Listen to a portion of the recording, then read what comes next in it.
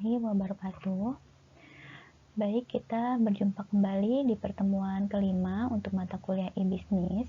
Pada pertemuan 5 hari ini pembahasannya adalah evolusi e-bisnis. Deskripsinya adalah membahas evolusi e-bisnis dan menganalisa perusahaan yang mulai berevolusi dalam e-bisnis. Tujuan pembelajarannya setelah melakukan pembahasan ini diharapkan mahasiswa mampu untuk menjelaskan evolusi e-bisnis, menjelaskan alasan evolusi, menjelaskan diagram relasi e-bisnis, dan menjelaskan jenis e-bisnis. Yang pertama akan kita bahas mengenai evolusi dari e-bisnis ya. Di sini ada suatu pengertian ya, di mana terdiri dari 3 fase perkembangan dalam dunia e-bisnis menurut London, menurut bukunya di tahun 2010 halaman 35. Yang pertama adalah fase inovasi. Fase inovasi ini merupakan fase pertama ya di dalam evolusi e-bisnis. Dimulai dari tahun 1995. Fase inovasi memiliki beberapa ciri, diantaranya sebagai berikut. E-bisnis ini dijalankan berdasarkan pada perkembangan teknologi atau teknologi driven atau berbasis teknologi, seperti perkembangan internet, komunikasi, dan pertukaran data dan lain sebagainya. Jadi perusahaan-perusahaan yang menjalankan e-bisnis berbasis teknologi ini biasanya lebih mudah beradaptasi ya dalam menghadapi teknologi yang berkembang. Selain itu juga manfaatnya akan didapat lebih besar ya dari teknologi yang diterapkan dan juga memberikan mereka keuntungan di pasar. Kita juga tahu saat ini teknologi meningkat ya, makin berkembang dan juga menjadi salah satu pendorong perubahan dan inovasi yang paling menonjol, khususnya untuk e-bisnis sendiri. Nah, umumnya produk-produk yang dipasarkan pada masa ini adalah produk-produk eceran seperti yang dilakukan oleh Amazon ya. Di sini dicontohkan Amazon dan eBay ya dalam tahap fase inovasi ya, yang menjual barang-barang eceran seperti buku sampai dengan musik MP3. Nah, ini bisa dilihat contohnya di amazon.com. Jika kita buka situsnya maka dia biasanya akan menjual buku-buku ya sampai dengan musik-musik MP3. Contoh lainnya pada fase evolusi selain amazon.com tadi ya, ini adalah ebay.com ya, bisa kalian cek ya. Situs eBay ini juga sama ya, biasanya akan menjual produk-produk eceran. Fase yang kedua dalam evolusi e-bisnis adalah fase konsolidasi ya, yang terjadi sekitar tahun 2001 sampai dengan 2006. Pada fase ini, e-bisnis dijalankan berdasarkan pada aspek bisnis atau bisnis driven ya. Pada fase ini juga e-bisnis tidak hanya sebatas inovasi teknologi yang mendukungnya, tetapi dijalankan pada perencanaan bisnis, sehingga strategi yang dilakukan ialah perpaduan antara strategi bisnis konvensional dan teknologi online, yang pada umumnya disebut dengan bricks and clicks. Jadi fase ini sangat berfokus terhadap laba ya. Jadi ini orientasinya lebih kepada keuntungan atau laba ya, karena ini perkembangan dari evolusi tadi ya, yang pertama yang berbasis teknologi. Nah, ini untuk dikonsolidasi pemikiran dari perusahaan adalah bagaimana bisa mendapatkan laba atau keuntungan yang besar. Kemudian di sini ada istilah bricks and clicks ya. Jadi bricks and clicks ini merupakan suatu istilah di mana model bisnis yang digunakan oleh pedagang untuk menjalankan atau mengoperasikan toko online-nya dan juga mungkin outlet retail gitu ya. Dan biasanya toko ini memfasilitasi pembelian secara online ya. Namun pada fase ini ya, pada fase bricks and clicks ini produk juga bisa diambil di toko tersebut ya. Jadi tidak hanya dijual secara online, tapi juga pelanggan atau konsumen yang membelinya bisa mengambil sendiri di toko tersebut. Jadi memungkinkan pelanggan untuk memesan produk baik secara online ya, atau secara fisik secara online atau secara fisik di salah satu toko mereka. Nah, ini adalah fase konsolidasi. Nah, umumnya produk yang dijual ini meliputi produk dengan eceran tinggi dan kompleks seperti komputer, handphone, dan barang elektronik lainnya. Contohnya adalah bineka.com ya. Nah, ini dia menerapkan strategi clicks and bricks ya pada fase konsolidasi, yaitu bineka.com ya. Kalau kita lihat situsnya, dia menjual barang-barang elektronik. Fase yang terakhir adalah fase reinvensi ya, yang terjadi pada tahun 2006 sampai dengan tahun sekarang. Pada fase ini, e-bisnis dijalankan dengan didasarkan pada pelanggan, audiens, dan komunitas organisasi bisnis atau customer, audience, and community driven. Dengan demikian, para organisasi bisnis mulai memberikan perhatian kepada siapa sebenarnya pelanggan mereka ya. Jadi fase ini tidak hanya semata-mata mengejar target penjualan atau laba, tapi juga memperhatikan faktor-faktor yang berkaitan dengan pelanggan dan target pasar mereka atau pertumbuhan jaringan sosial. Pada umumnya bisnis ini juga berfokus pada jasa dibanding produk fisik ya. Contohnya di sini adalah kaskus.co.id.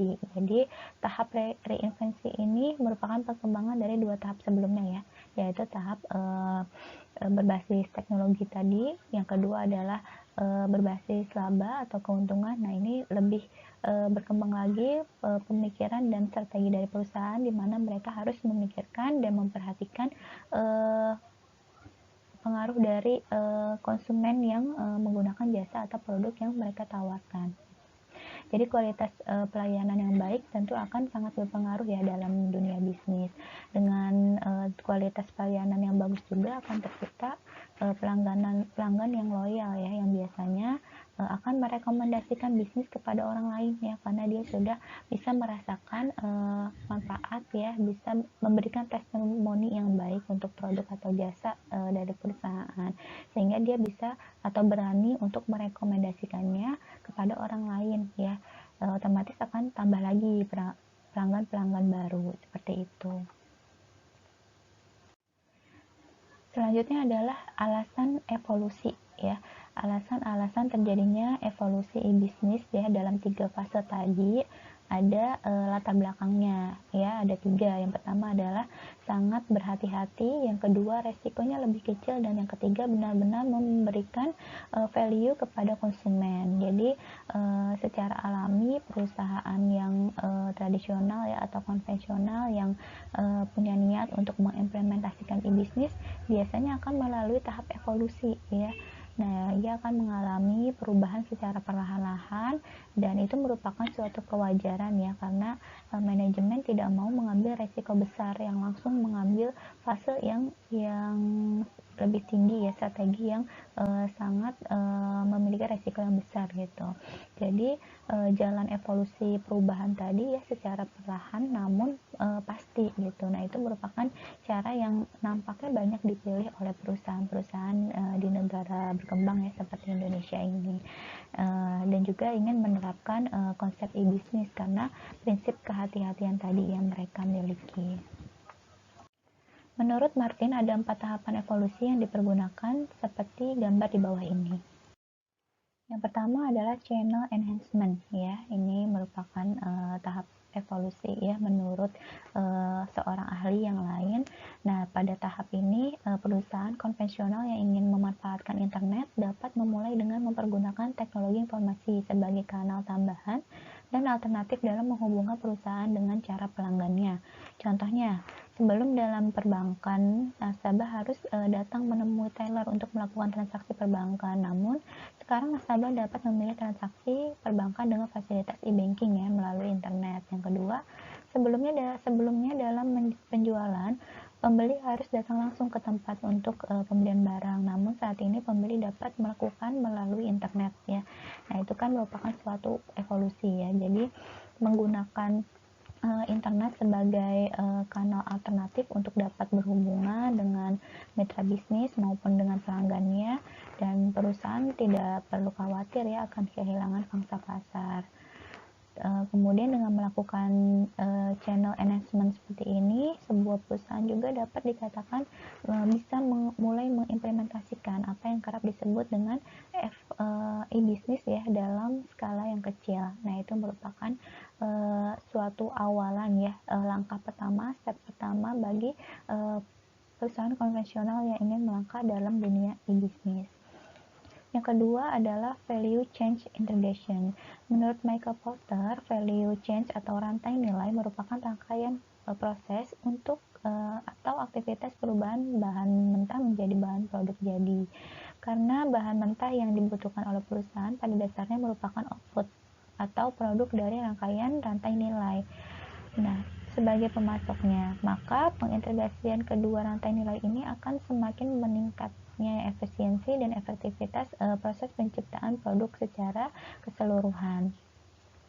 Jadi pada tahap evolusi kedua ini ya, yang dinamakan dengan value change integration ya. Nah, value e-business yang didapatkan perusahaan melalui pengintegrasian via internet ya akan semakin meningkat.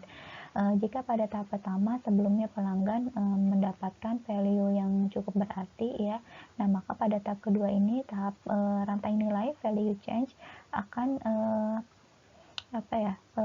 ada peran manajemen ya. Nah, jadi para pemilik perusahaan atau stakeholders juga dapat secara langsung merasakan manfaatnya karena meningkatkan tingkat profitabilitas yang dihasilkan oleh perusahaan. Dan perusahaan dapat meningkatkan profitnya secara signifikan karena dengan kemampuan menyatukan rantai nilai dari seluruh perusahaan yang terlibat dalam sistem penciptaan produk, perusahaan dapat fokus pada kompetensi utamanya ya, atau core kompetensi, dan membuang proses-proses pendukung lainnya ke pihak lain atau outsourcing manajemen.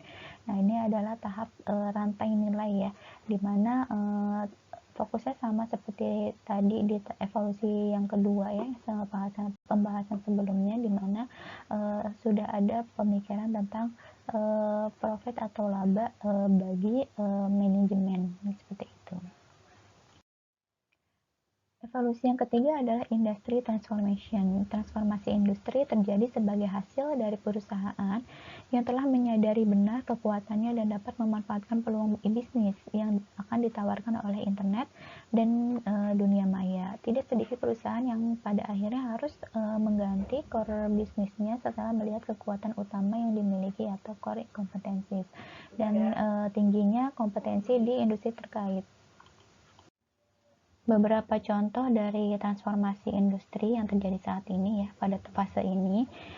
Contoh yang pertama, perusahaan penerbitan buku-buku bermutu yang biasa memulai rangkaian prosesnya dari pemilihan naskah, pengeditan, penyusunan, layout, pencetakan, dan distribusi dapat hanya berkonsentrasi pada proses pemilihan naskah saja karena proses-proses lainnya dapat di-outsourcingkan ke perusahaan industri terkait. Contoh yang kedua, perusahaan penjual lagu-lagu musik melalui kaset ataupun CD yang memiliki banyak sekali toko di setiap kota dengan mudah mentransformasikan dirinya menjadi portal yang dapat mencari dan meramu lagu-lagu yang diinginkan masing-masing pelanggan uniknya karena proses produksi sampai dengan distribusi kaset atau CD dapat dilakukan oleh perusahaan lain karena bersangkutan cukup mengetahui informasi lagu apa saja yang terjadi di pasaran dan di mana mendapatkannya. Contoh yang ketiga, perusahaan pemberi jasa kesehatan ya, seperti medical center di mana para dokter berkumpul untuk memberikan diagnosis kepada pasien yang datang dapat berubah menjadi perusahaan penyedia jasa akses pelayanan kesehatan melalui televisi ya, bahkan sekarang melalui aplikasi ya dalam smartphone. Nah, dalam artian setiap calon pasien cukup menggunakan televisi ya atau smartphone khususnya untuk dapat berkomunikasi dengan dokter yang diinginkan di mana saja dan kapan saja melalui aplikasi telemedicine. Jadi intinya dari industri transformation ya pada tahap ini, transformasi industri di sini adalah diperlukannya kemampuan dari manajemen untuk mendefinisikan ulang bisnis intinya setelah adanya fenomena bisnis yang terjadi di dunia maya ya.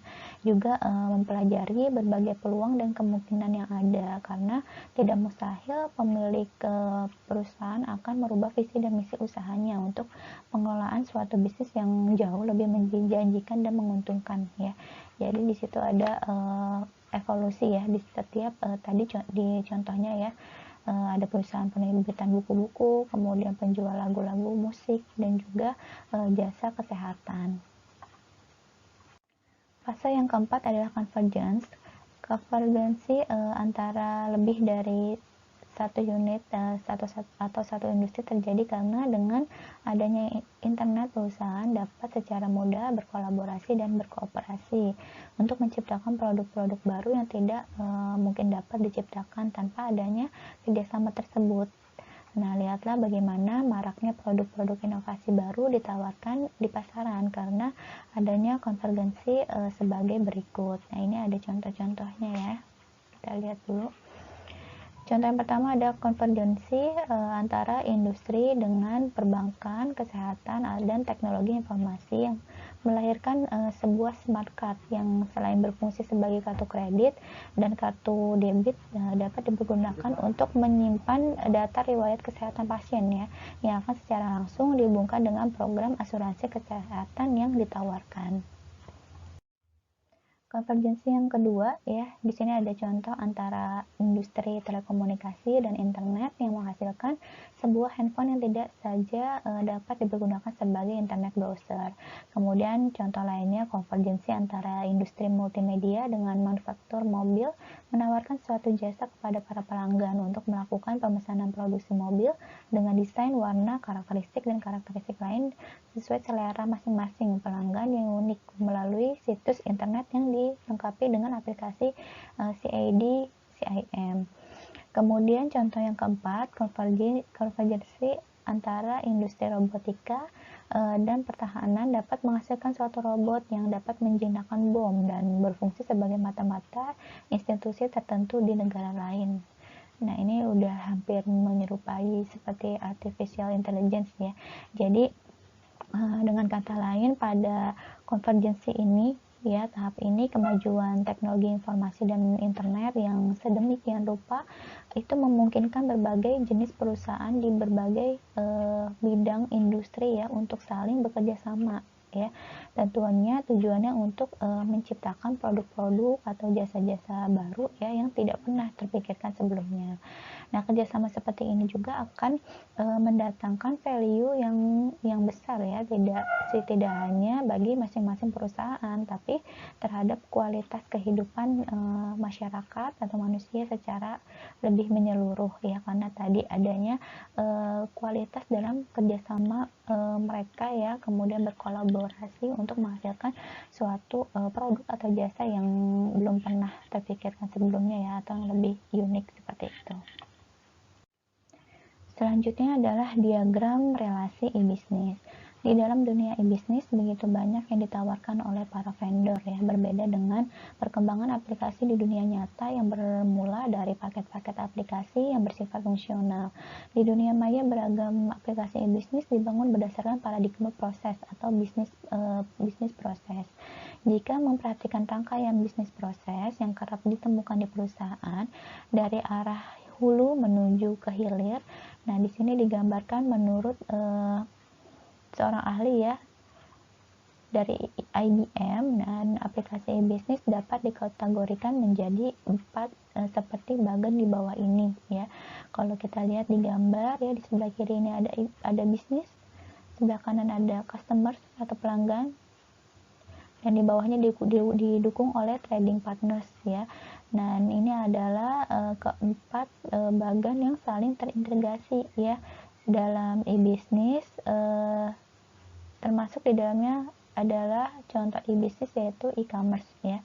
Yang pertama adalah supply chain management, kemudian ada enterprise planning resource, dan ada product design management, dan customer relationship management ya. Nah, kita akan lihat ya keterkaitan antara 4 bagian ini. Nah, cara yang paling mudah dalam memahami keempat kategori aplikasi e-bisnis ini adalah dengan mencoba bergerak dari rangkaian proses bisnis ya, dari hilir menuju ke hulu. Nah, alasan pendekatan tersebut dipakai adalah karena di era bisnis modern saat ini perusahaan berdiri karena adanya pelanggan yang membutuhkan sebuah produk atau pelayanan tertentu. Berdasarkan dari pendekatan tersebut, maka pada bagian hilir akan dijumpai rangkaian proses yang menghubungkan sebuah perusahaan dengan para pelanggannya. Konsep yang biasanya dipergunakan dalam membangun aplikasi kategori ini adalah CRM ya, Customer Relationship Management. Konsep ini mengajarkan kiat dan strategi untuk membangun dan menjalani hubungan yang efektif antara perusahaan dengan pelanggannya agar tercapai apa yang kerap diistilahkan sebagai customer satisfaction ya, customer loyalty dan customer retention.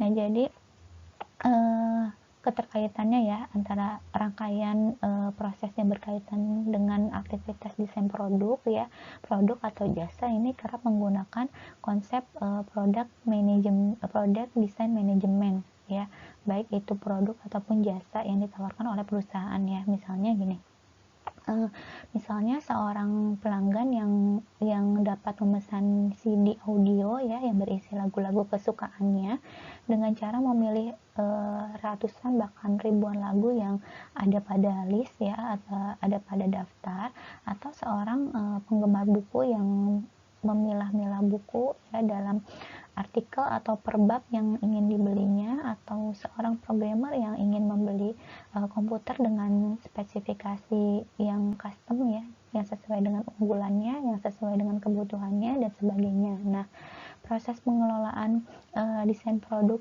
di sini sepenuhnya dibantu oleh aplikasi-aplikasi bisnis ya. Nah, setelah itu perusahaan itu harus mulai menjalankan rangkaian proses perencanaan sumber daya yang dibutuhkannya ya.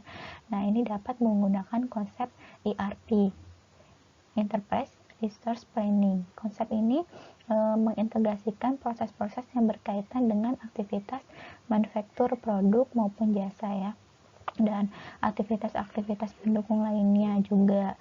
Kemudian berdasarkan kebutuhan berbagai sumber daya yang didefinisikan pada proses-proses keterkaitan dengan ERP tadi, perusahaan kemudian harus menyusun strategi pasokan bahan-bahan mentah untuk produksinya. Nah, proses ini dikenal dengan istilah tadi SCM ya, Supply Chain Management ya. Jadi keterkaitannya di situ ya. Bisa dimulai dengan PDM tadi ya, Product Design Management ya, dimana perusahaan dengan barang atau jasa yang ditawarkannya ini kemudian mereka atau perusahaan dari saat itu membuat strategi ya dengan menggunakan konsep ERP ya. Nah, setelah menerapkan konsep ERP, nah perusahaan juga harus menyusun strategi tentang untuk pasokan bahan-bahan mentah dalam produksinya. Nah, ini disebut dengan SCM ya, Supply Chain Management. Dan dari diagram tadi juga terlihat ya bahwa keempat aplikasi e-bisnis tersebut akan membentuk rantai proses ya yang saling berkesinambungan, di mana menghubungkan antara stakeholder perusahaan yang berada di hulu ya. Di hulu ini maksudnya adalah pemasok ya, dan stakeholder perusahaan yang berada di hilir. Nah, hilir ini adalah penggunanya atau pelanggan ya. Jadi maksudnya hulu ke hilir di sini adalah keterkaitan antara keempat aplikasi e-bisnis tadi ya, dari mulai mempersiapkan barang ya di sisi pemasok sampai dengan barang itu menjadi barang jadi di sisi pelanggan atau pengguna akhir ya, atau end user. Nah, di sini juga disebutkan proses yang termasuk dalam CRM ya, Customer Relationship Management. Yang pertama adalah proses penanganan keluhan pelanggan, kemudian proses penanganan pesanan pelanggan, proses penanganan permintaan informasi dari pelanggan, proses pengelolaan data dan informasi seputar pelanggan, proses pengelolaan kebutuhan pelanggan, dan proses analisa karakteristik dan perilaku pelanggan dan lain sebagainya.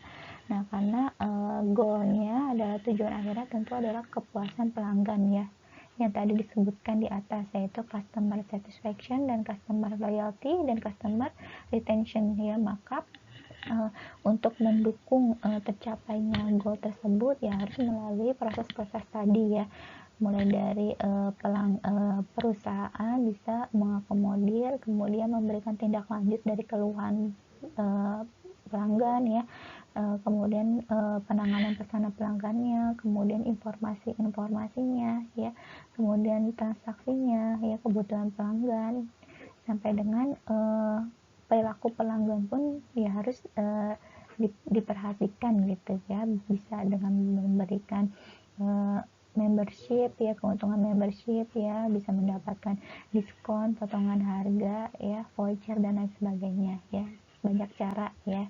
Jadi kurang lebih seperti itu untuk keterkaitan 4 aplikasi e-bisnis tadi. Selanjutnya adalah jenis-jenis e-bisnis. Pada dasarnya dilihat dari jenisnya, e-bisnis dibagi menjadi 2 kategori umum, yaitu B2B dan B2C ya, business to business dan business to consumer. Pembahasan tentang jenis-jenis e-bisnis ini sudah pernah saya paparkan sebelumnya ya, di bab sebelumnya. Nah, untuk di pertemuan 5 ini jenis-jenis e-bisnisnya fokus pada dilihat dari jenisnya ya, di mana dibagi ke 2 kategori umum, yaitu B2B dan B2C. Prinsip pembagian ini dilandasi pada jenis institusi atau komunitas yang melakukan interaksi perdagangan dua arah. Perkembangan dari kedua kategori umum tersebut menjadi dua ya, bisnis to bisnis yang pertama, yang kedua adalah bisnis to consumer. Untuk B2B, bisnis to bisnis merupakan sistem komunikasi bisnis antar pelaku bisnis atau interaksi secara elektronik antar perusahaan yang dilakukan secara rutin dan dalam kapasitas produk yang besar ya, karena fokusnya adalah dari bisnis ke bisnis, dari bisnis untuk bisnis. Contohnya seperti proses atau bisnis importir spare part ya, spare part mesin ya, kemudian menjual barangnya ke pabrik tekstil. Nah, karena menyediakan volume kebutuhan barang dan jasa yang besar, nah sehingga pelakunya juga butuh banyak biaya ya untuk menjalankan bisnisnya, dan tentu saja resikonya juga cukup besar. Nah, itu salah satu contoh dari B2B di mana resikonya jelas cukup besar ya, karena memakan banyak biaya ya dalam proses pembuatan hingga distribusi dari barang atau jasanya tersebut ya, karena tadi bahwa kapasitas produknya cukup besar untuk B2B. Sedangkan B2C, business to consumer, nah jenis perdagangan elektronik di mana ada sebuah perusahaan atau bisnis yang melakukan penjualan langsung barang-barangnya kepada pembeli atau customer.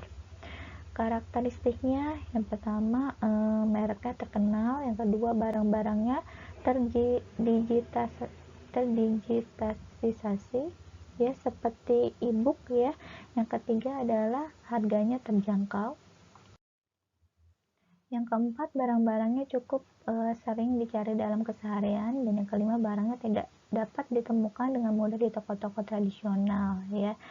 Nah, ini dicontohkan di amazon.com, bineka.com, dan kerudungoriza.com. Nah, ini cukup banyak ditemui ya untuk transaksi bisnis to consumer ini. Contoh lainnya ya sangat banyak ya, dan lebih familiar juga kita bisa lihat di kehidupan sehari-hari kita, mulai dari berjualan makanan, kemudian jasa laundry ya, ojek, bahkan salon ya, dan sebagainya.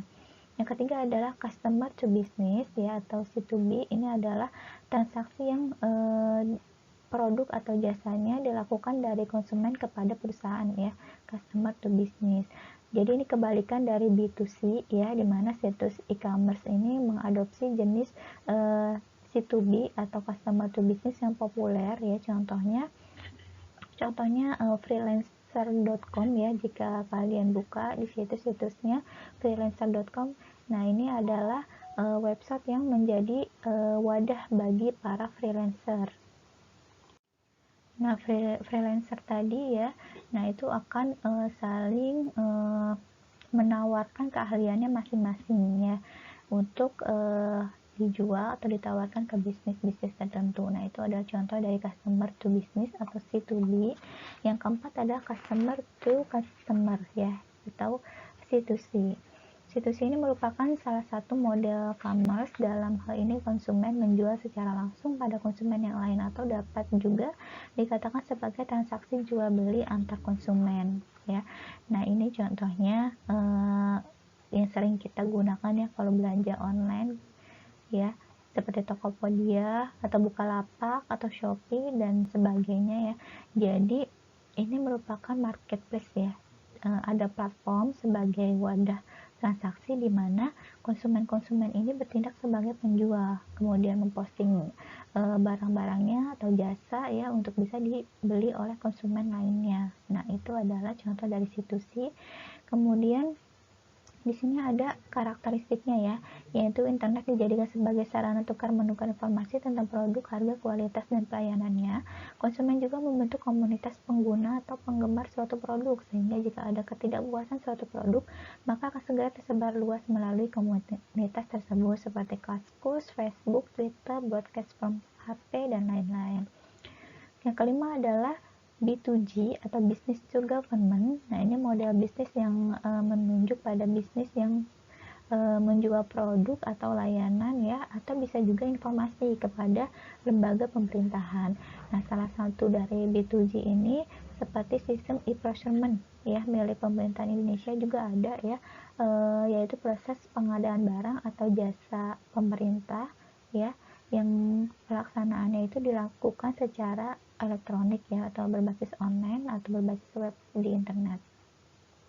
Kemudian government to customer ya, dari pemerintah ke perorangan ya, atau kepada pelanggan. Jadi di sini sistem atau layanan e-government memungkinkan komunikasi dan interaksi antara institusi pemerintah dengan masyarakat ya.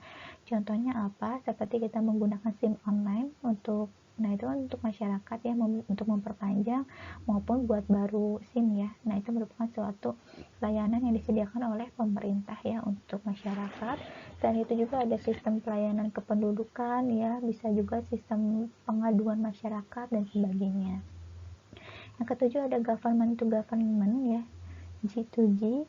Nah, ini dari pemerintah ya, digunakan juga dalam lingkup pemerintah. Contohnya mungkin sistem dokumen elektronik ya, yang dibuat oleh lembaga pemerintahan, kemudian digunakan juga di kantor pemerintahan.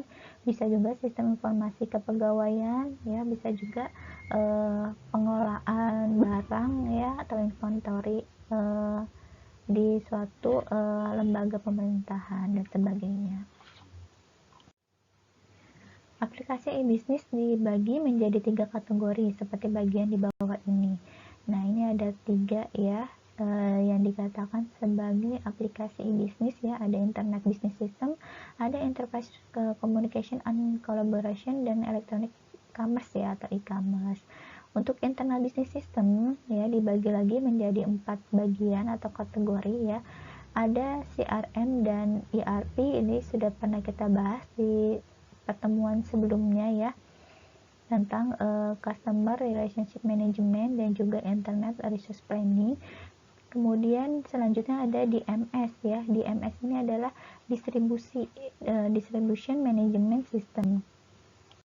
Nah, DMS ini juga merupakan sebuah aplikasi ya, dimana biasa digunakan untuk mengelola secara keseluruhan ya, dari proses awal order penjualan ya atau pembelian, kemudian manajemen persediaan barangnya juga, termasuk akuntansi keuangannya ya. Jadi DMS ini mempermudah sistem distribusi perusahaan ya, itu adalah Distribution Management System. Kemudian yang keempat adalah HRM ya, Human Resource Management ya, ini suatu metode yang dibentuk untuk mengelola sumber daya manusia yang terdapat dalam sebuah perusahaan. Kemudian yang kedua adalah Enterprise Communication and Collaboration ya. Contohnya apa? Yang pertama adalah ada VoIP ya. Ini adalah singkatan dari Voice over IP ya. Nah, ini merupakan suatu teknologi yang memungkinkan percakapan secara jarak jauh ya melalui media internet. Contohnya dari teknologi voice over IP ini seperti kita mengirimkan percakapan pesan ya melalui aplikasi Messenger ya, bisa lewat Line atau WhatsApp ya, bisa WeChat ya kalau zaman dulu tuh ada. Kemudian ada juga aplikasi video conference seperti Webex ya, bisa juga Zoom, Skype dan sebagainya. Nah itu juga menggunakan teknologi voice over IP ya untuk mengirimkan percakapan secara jarak jauh. Kemudian yang kedua adalah CMS, ini adalah Content Management System atau Sistem Manajemen Konten. Jadi ini software ya atau perangkat lunak yang digunakan untuk menambahkan, bisa juga memanipulasi isi dari suatu situs web ya. Nah, CMS ini juga bisa digunakan untuk mengelola website pribadi, bahkan blog ya, atau juga aplikasi e-commerce itu bisa menggunakan CMS. Yang ketiga adalah email ya, ini sangat familiar ya. Ini juga menggunakan teknologi enterprise communication and collaboration ya untuk email. Kemudian ada voicemail ya, ini adalah pesan suara. Nah, cara kerjanya juga seperti mesin penjawab telepon ya, tapi isi rekaman suaranya dan pesan dari si penelpon ini tidak tersimpan ya pada ponsel, tapi disimpan pada mesin operator yang dinamakan voicemail box ya. Voicemail box itu akan menyimpan isi rekaman ya atau percakapan suara dari penelponnya. Kemudian yang ketiga adalah e-commerce atau electronic commerce. Nah, ini ada dua bagian ya atau dua kategori. Yang pertama adalah internet shop ya. Internet shop di sini contohnya seperti Bukalapak, Lazada, Kaskus, Tokopedia, OLX dan sebagainya ya. Ini adalah lebih pada wadah ya, dalam internet itu sebagai wadah ya. Nah, dimana bisa dimanfaatkan bagi perusahaan atau organisasi untuk melakukan penjualan ya, seperti contohnya tadi. Kemudian ada online marketing ya. Online marketing ini hampir sama ya, hanya saja lebih pada medianya ya, bisa melalui blogging, bisa melalui website, email, sosial media dan sebagainya. Nah, tujuannya sama ya, untuk mengadakan e-commerce ya atau electronic commerce. Aplikasi bisnis dari beberapa perusahaan ternama ya, di sini dicontohkan ada Amazon.com ya. Amazon.com kalau kita pernah mengaksesnya ya, walaupun tidak membeli ya, hanya melihat-lihat saja. Nah, ini merupakan sebuah perusahaan teknologi yang multinasional ya, dikatakan udah multinasional yang ada di Amerika ya, fokusnya pada e-commerce ya. Nah, ini lingkup pasarnya adalah bisnis to consumer ya. Produk yang dijual adalah buku, musik, video, mainan, elektronik, artikel maupun hadiah. Yang kedua ada ebay.com. Nah, ini cakupannya adalah C2C dan B2C ya. Ini merupakan sebuah situs spesialis lelang ya, atau lelang secara daring ya, yang memungkinkan jual beli berbagai barang atau jasa. Kemudian ada e-trade ya, ini adalah lingkupnya B2C dan B2B.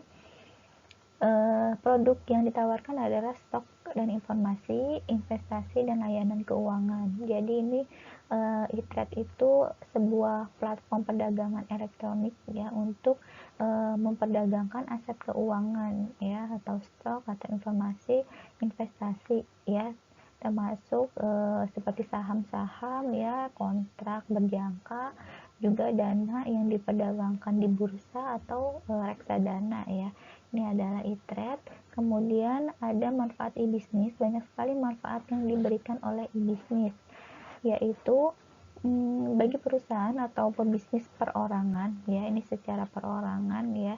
Manfaat e-bisnis yang pertama adalah memperpendek jarak ya, tentu saja karena ini adalah berbasis elektronik ya, jadi bisa diakses kapan saja dan di mana saja tanpa memperhitungkan jarak yang ada. Yang kedua adalah perluasan pasar.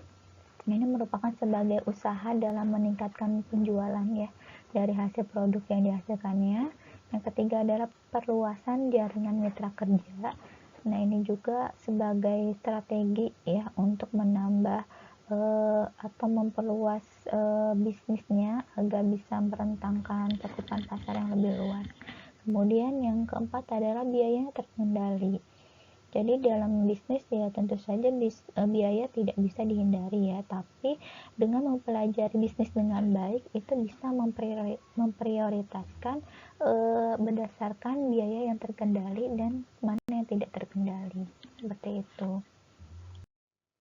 Yang kelima adalah efisien. Nah, efisien karena sistemnya paperless ya, tidak memakai sistem konvensional di mana membutuhkan banyak kertas ya, dan juga dilakukan secara elektronik, maka bisa menghemat waktu. Itu adalah efisien. Kemudian yang keenam adalah cash flow-nya terjamin. Nah, karena cash flow perusahaan juga akan terjamin ya, karena perusahaan akan menerima pembayarannya terlebih dahulu ya sebelum ia mengirimkan barang yang dipesan oleh konsumen ya, jadi bisa memperkecil modalnya. Kemudian manfaat lainnya bisa juga bagi perorangan itu bisa membuka peluang kerja baru ya, lapangan kerja baru dengan sistem dengan e-bisnis ya. Masyarakat juga bisa memilih menikmati produk-produk yang bagus-bagus ya dengan harga yang kompetitif, seperti itu. Yang kedua, bagi konsumen, manfaat bisnis bagi konsumen yang pertama efektif ya. Nah, konsumen dapat memperoleh informasi dan interaksi juga ya setiap saat dengan cepat dan mudah ya dengan penjualnya. Kemudian biayanya terkendali ya, sama seperti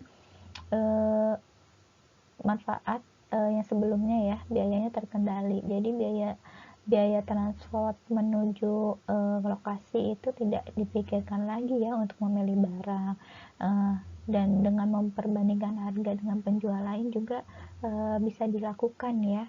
Barangnya kita bisa pilih yang bagus, yang kualitasnya baik ya, tapi kita juga bisa memilih harga-harga ya melalui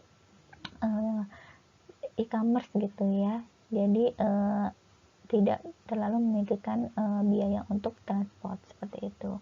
Yang ketiga adalah aman secara fisik ya, karena e-bisnis juga payung hukumnya sudah jelas ya, jadi baik konsumen maupun penjualnya juga tidak perlu khawatir ya, karena sudah ada hukum atau landasan hukum yang cukup jelas.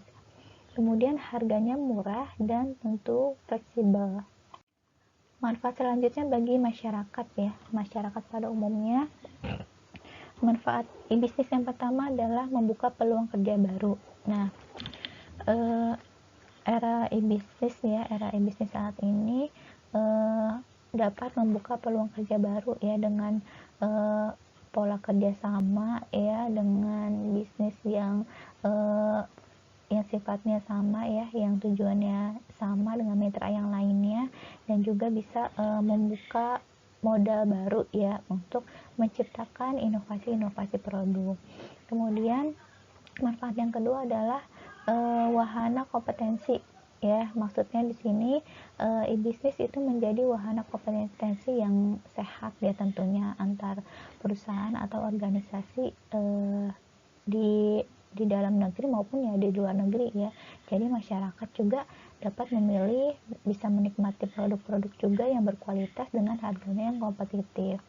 Kemudian yang keempat adalah manfaat bagi dunia akademis. Nah, di sini disebutkan manfaat e-bisnis sebagai tantangan baru ya. Jadi lahirnya era e-bisnis ini memberi tantangan baru bagi dunia akademis ya, untuk mempersiapkan sumber daya manusianya ya, yang tentunya bisa memahami dan menguasai bidang e-bisnis tersebut. Kemudian para peneliti tertantang untuk melakukan analisis terhadap pergeseran pola bisnis ya. Jadi ada apa ya, ada keinginan para peneliti ya untuk menemukan persepsi baru ya, dan juga teori baru, konsep yang baru tentang perkembangan dari e-bisnis sendiri. Yang ketiga adalah membuka kerangka baru dalam penjualan jasa pendidikan. Nah, dalam e-bisnis sekarang ini ya, teknologi internet yang dimanfaatkan juga bisa memungkinkan dilakukannya akses materi pendidikan ya dari jarak jauh ya, seperti yang kita lakukan sekarang ya, yaitu e-learning ya, pembelajaran jarak jauh. Nah, ini merupakan manfaat e-bisnis bagi dunia akademis. Selanjutnya adalah latar belakang pembentukan situs e-bisnis ya. Nah, latar belakangnya dibentuk e-bisnis ini ada 3. Yang pertama adalah kebutuhan konsumen ya. Tentu saja ya, karena umumnya pebisnis itu membuat situs e-commerce ya, tentunya didorong oleh kebutuhan masyarakat ya, kebutuhan konsumen ya. Jadi ingin memanfaatkan teknologi untuk berjualan. Kemudian yang kedua, keprihatinan atau kesadaran konsumen. Nah, situs e-commerce juga dibentuk karena usaha untuk menjawab persoalan-persoalan yang menjadi keprihatinan masyarakat ya. Misalnya bidang kesehatan, keluarga. Nah, itu kan kehidupan atau fokus sehari-hari ya bagi individu ya. Nah, yang terpikirkan olehnya bagaimana nih dengan memanfaatkan teknologi informasi bisa fokus juga dalam bidang-bidang tersebut. Kemudian yang ketiga adalah kondisi sosial ekonomi dan demografi. Nah, beberapa situs e-commerce juga menciptakan dan melayani segmen pasar dengan kondisi sosial, ekonomi, dan demografi tertentu. Selanjutnya ada ilusi sekarang atau realitas masa depan ya. Nah, ini digambarkan sebagai hambatan dalam e-bisnis khususnya di Indonesia. Yang pertama adalah belum terbentuknya high trust society ya. High trust society ini merupakan kesadaran ya atau kepercayaan bagi masyarakat ya. Jadi pola belanja yang sifatnya masih tradisional ataupun masih konvensional itu kan memungkinkan orang untuk memegang kemudian mencoba barang atau produk yang ingin dibelinya ya. Nah, tapi sekarang hanya melihat dari katalog produk ya. Nah, ternyata butuh suatu perjalanan ya, butuh waktu juga untuk bisa adaptasinya seperti itu.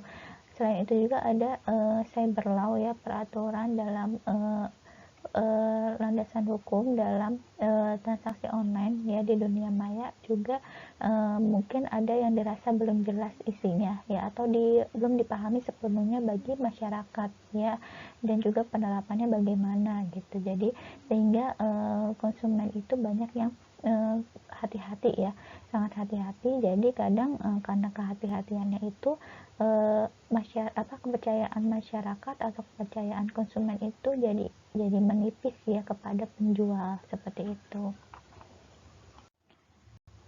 Kemudian pada umumnya harga produk tidak dapat tawar raih ya, jelas ya, tidak seperti transaksi di pasar tradisional ya, di mana kesepakatan harganya dilakukan dengan cara tawar menawar ya.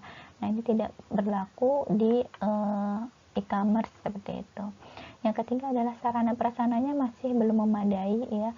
Jadi saluran telekomunikasi publik juga masih menggunakan jaringan yang kadang kurang mendukung ya, dan untuk memperbaikinya juga ya kadang dananya itu harus diperhitungkan. Kemudian yang keempat, masih sangat sedikit sumber daya manusia yang memahami dan menguasai konsep dan implementasi teknologi informasi. Kemudian jasa pos masih membutuhkan pembenahan dan peningkatan. Nah, ini bagi e-bisnis yang menggunakan jasa pos ya. Nah, ini harus diperhatikan ya untuk alternatif lainnya bagaimana. Kemudian yang keenam, adanya tindak kejahatan kartu kredit. Nah, ini masih belum bisa tertangani dengan baik ya, karena masyarakat kadang masih ada yang mengalami kerugian ya terhadap mekanisme e-commerce ya yang menyertakan nomor kartu kreditnya dalam formulir transaksi.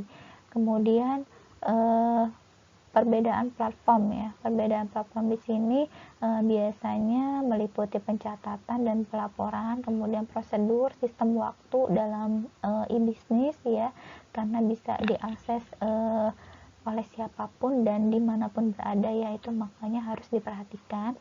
Kemudian masih menunggu. Nah, maksudnya masih menunggu di sini adalah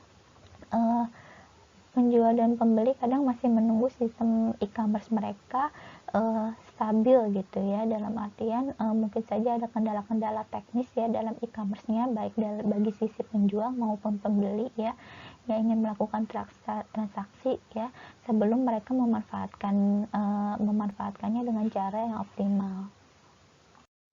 Hambatan selanjutnya adalah e-bisnis masih dipandang sebelah mata ya. Nah, bagi sebagian orang mungkin e-bisnis ini dipandang sebelah mata sebagai sistem yang sulit dioperasikan ya. Kemudian mungkin bagi yang kurang kepercayaannya seperti itu, nah ini mungkin menganggap aturannya juga belum jelas gitu. Jadi kadang suka memilih e-bisnis ya yang bisnis yang manual ya, atau yang berbasis konvensional ya, tidak lagi dengan cara e-bisnis. Kemudian konsumennya yang aktif ya. Nah, ini pola dari konsumennya ya, mengalami perubahan ya, dari konsumen yang cenderung pasif, kemudian menunggu informasi atau promosi dari penjual gitu ya. Nah, kemudian ia menjadi konsumen yang kritis ya, yang aktif dalam mencari informasi ya sebelum melakukan transaksi. Nah, itu juga harus diperhatikan ya, bagaimana penanganan dari perusahaan tersebut ya dalam menangani konsumen yang aktif. Kemudian yang terakhir ada etika dan moralitasnya. Etika dan moralitas juga masih belum mendapat tempat yang tepat ya, sehingga sistem e-commerce dimanfaatkan kadang oleh pihak-pihak yang tidak bertanggung jawab gitu ya, pihak-pihak tertentu yang melakukan pelanggaran ya etika dan moralitas ya dengan caranya sendiri gitu ya. Nah, ini merupakan hambatan-hambatan yang menjadi tantangan bagi para pebisnis gitu ya, baik itu dari sisi penjual maupun konsumen atau pelanggannya. Langkah-langkah bisnis dengan sistem e-bisnis ini merupakan langkah-langkah atau step ya bagi para pelaku bisnis ya yang ingin membangun e-bisnis secara umum. Yang pertama, perusahaan mempublikasikan halaman web tentang produk-produk kepada masyarakat ya. Jadi tentu saja webnya sudah dirancang dengan baik ya, sedemikian rupa ya, dan diharapkan memiliki tampilan yang menarik, juga memiliki nilai seni gitu ya, sehingga bisa dinikmati oleh konsumennya yang ingin berbelanja. Di samping itu juga ada penawaran produk ya, sebaiknya dilengkapi dengan keterangan yang jelas ya tentang spesifikasi dari produk tersebut ya, bisa ditambahkan gambar, suara atau animasi gitu ya, yang jelas tidak mengganggu ya konsentrasi dan tujuan dari konsumen yang ingin berbelanja gitu ya, tapi juga menambahkan kesan yang tidak membosankan dalam halaman web tersebut. Kemudian yang kedua, calon pembeli dapat memilih produk dan mengisi formulir transaksi elektronik dengan mencantumkan nomor kreditnya ya, nomor kartu kreditnya atau perbankan yang kerjasama dengan penjualnya. Yang ketiga adalah setelah proses pembayaran selesai, barangnya akan dikirimkan melalui jasa pos atau jasa pengiriman barang lainnya. Jadi tidak sulit ya untuk memulai berbisnis dengan sistem e-bisnis ya. Hanya membutuhkan sejumlah persiapan khusus ya, dari langkah pertama ya, pembuatan halaman web yang dilengkapi dengan multimedia yang mendukung ya untuk berinteraksi langsung dengan penggunanya, juga ada database ya untuk pencatatan transaksinya, dan membutuhkan persiapan yang lebih rinci lagi setelah itu. Selanjutnya, transaksi dalam e-bisnis ya, ada beberapa step ya. Yang pertama adalah pemilihan produk ya. Pemilihan produk ya dilakukan melalui kategori produk ya yang sudah disediakan dalam laman webnya ya. Kemudian yang kedua adalah inisialisasi pembelian. Pada tahap ini pembeli melakukan pengisian form ya yang telah disediakan, kemudian ditampilkan pada layar monitor ya, lengkap dengan metode pembayarannya seperti apa ya. Nah, sedangkan penjualnya akan mengidentifikasi nih jenis dan jumlah produk yang diinginkan serta total biayanya akan diproses. Kemudian yang ketiga adalah permintaan otorisasi. Jadi penjual ini akan meminta otorisasi dari bank yang mengeluarkan kartu kredit atau uang digital milik pembeli. Yang keempat, otorisasi ya, kewenangan. Bank yang bersangkutan akan melakukan otorisasi lewat proses identifikasi tentunya ya, dan juga ada pengecekan terlebih dahulu. Yang kelima adalah permintaan pelunasan ya. Penjual akan meminta bank yang bersangkutan untuk melakukan pelunasan senilai total biaya transaksi yang dilakukan oleh pembeli ya. Kemudian yang keenam, pengiriman barang ya, yang terakhir ya. Nah, ini step terakhir. Nah, penjual akan mengirimkan barang kepada pembeli melalui jasa kurir ya, atau jasa paket yang disetujui oleh pembeli dan penjual ya. Nah, pengiriman barang biasanya tahap yang lebih lama ya, karena ini harus diperhitungkan jaraknya ya, jarak pengantaran barang, distribusi barang dari penjual ke pembeli gitu, dibandingkan dengan step-step sebelumnya yang sangat cepat ya, dari pembelian produk ya sampai dengan permintaan pelunasan. Nah, maka waktu yang lebih lama akan ada pada step pengiriman barang seperti itu. Selanjutnya, ditinjau dari alat pembayarannya, maka dapat dikelompokkan sebagai berikut. Nah, ini adalah bisnis yang dilihat dari alat pembayarannya ya, kategorinya. Yang pertama adalah sistem uang digital atau anonymous ya. Dalam sistem uang digital ini, proses yang ditempuh itu pembeli harus menukarkan dulu uang digital di bank ya, dan transaksinya juga tidak membutuhkan otorisasi dari bank ya, karena sudah berupa uang digital. Kemudian yang B yaitu cek elektronik ya. Ini apabila masih menggunakan cek ya dalam bisnisnya, jadi seperti cek pada umumnya ya, tetapi cek elektronik ini diamankan dengan menggunakan sistem kriptografi ya, dan layak juga untuk pembayaran yang tidak berjumlah besar ya. Jadi pembayaran kecil juga bisa menggunakan cek. Yang ketiga adalah credit card elektronik ya. Ini juga bisa digunakan ya, baik dengan form yang dienkripsi ya maupun tanpa enkripsi. Nah, datanya itu dihubungkan dengan kartu-kartu yang dienkripsi yang memiliki kode ya, demi kenyamanan dan keamanan. Kemudian yang terakhir adalah electronic funds transfer ya, atau EFT ya.